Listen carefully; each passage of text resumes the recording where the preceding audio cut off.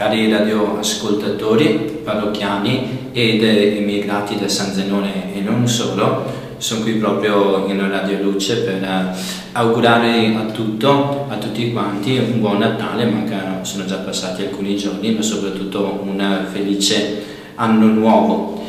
L'augurio che voglio lasciarvi, prendendo proprio spunto dai Vangeli che ci accompagnano in questi giorni, è che la pace di Cristo regni nei vostri cuori e che quindi questo nuovo anno che sta per venire, che stiamo per cominciare,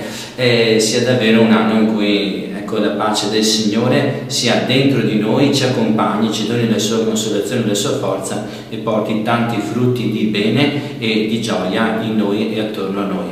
Ancora a tutti quanti davvero un felice anno nuovo.